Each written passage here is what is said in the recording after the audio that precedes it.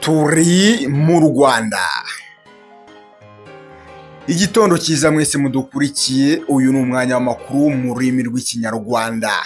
Njyewe mugiye kubana muri aya makuru nitwa Bihoyiti. Niba utarakanda subscribe manza ubikurikirane, tuze tubana mu makuru ya buri munsi. Mu Rwanda ibintu biri ku rundi rwego, ubwo mu karere ka Muhanga habaye impanuka iteye ubwoba. Mbese abantu bagerageje kubona iyi mpanuka bose barwaye imitima. Abenshi bati ntabwo ibi bintu dukunze kubibona kuko byabaye nk'ibintu bidasanzwe. Bamwe bavuze bati impanuka zikomeje kuba mu gihugu cy'u Rwanda ziteye ubwoba, abandi bati niho twabona impanuka imeze gutya, kuko bamwe batangiye gutangaza ko ibi bintu wagira ngo ni umwaka udasanzwe, kuko uburyo iyi mpanuka yabayemo nawe ubibonye uburyo byagenze biratangaje cyane.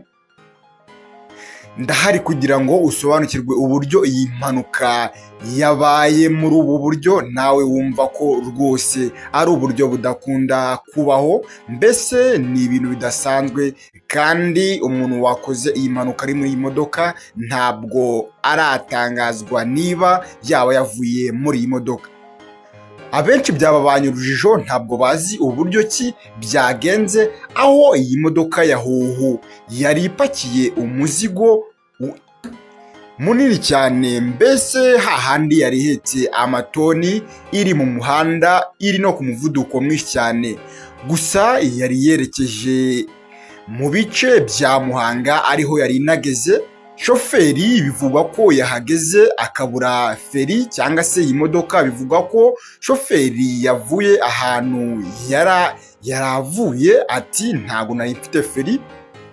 Abantu babashije kubimenya neza batangaje ko umushoferi akiva ahantu yahagurukiye yavuze ko feri yari yazibuze, noneho akagomeza kurwana n'imodoka mu buryo bwo kugira ngo barebe ko yayerekeza mu muhanda. Gusa yakomeje kuyobora imodoka birangira avuze ati none mbigenze gute ko mbona feri zanze. Nuko ngo yabashije guhita ahamagara undi muntu bakorana, aramubwira ati iyi modoka ya kampani yacu ko mbona yananiye, mbigenze gute. Ngakimara guhamagara uwo muntu, nibwo ngo uwo muntu yahise amusubiza ati koresha uburyo iyo modoka urayegeka mu muhanda kuko nta kindi gisubizo.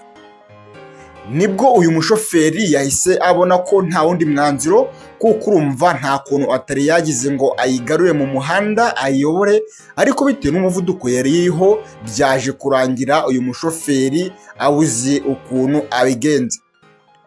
Bivugwa ko hano uri kubona hari agahanda kari hepfo gatoya ugeze i Muhanga, hari agahanda kari impande ya Nyabarongo neza, ariko ako gahanda barakishe ntabwo kagicamo imodoka. Bivugwa ko aka gahanda kanyuragamo imodoka mu minsi yasize, ariko bitewe n'uburyo kikanyuraga impande ya Nyabarongo barakishe, noneho baza guhindura umuhanda bawushira haraguru.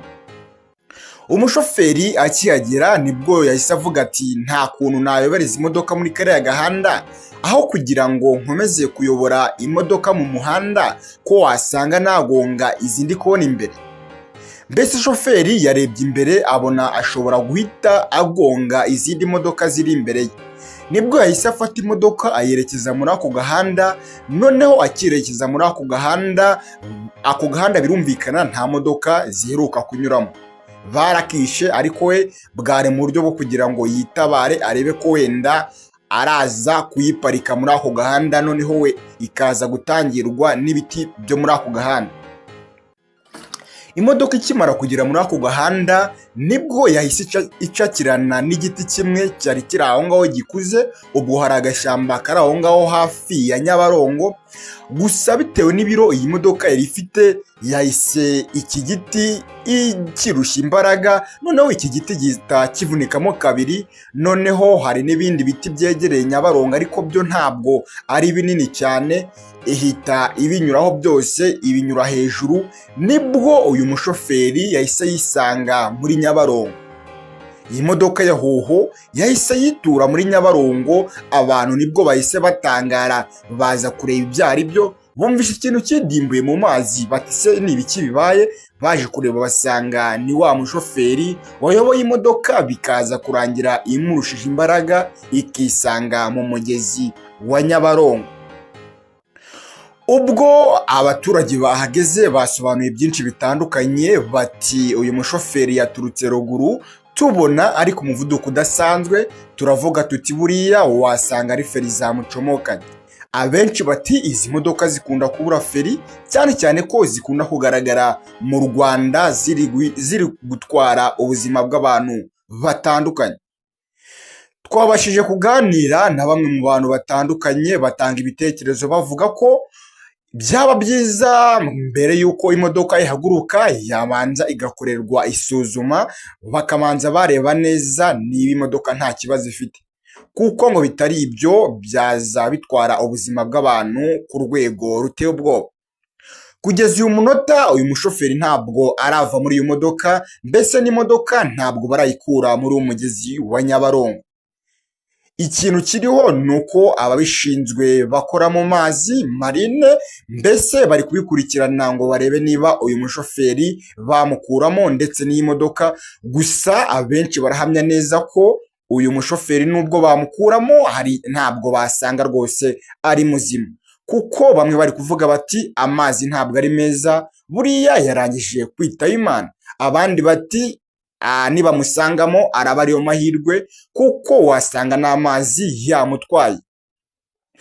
Mu gihe hagitegerejwe ubu bufasha bwo kugira ngo bamukuremo ndetse bakuremo n'imodoka, bari kureba uburyo haza imashini zibishinzwe kugira ngo iki gikorwa kibashe kugenda neza. Gusa inshuti n'imiryango y'uyu mushoferi ikomeze kwihangana kabisa, impanuka ni ibintu bidateguza kandi ni ibintu bibaho muri ubu buzima, nta kundi kabisa, bakomeze kwihangana. Ubwo twari twageze ahangaha kuri Nyabarongo kugira ngo mubashe gusobanukirwa neza uburyo iyi mpanuka yagenze.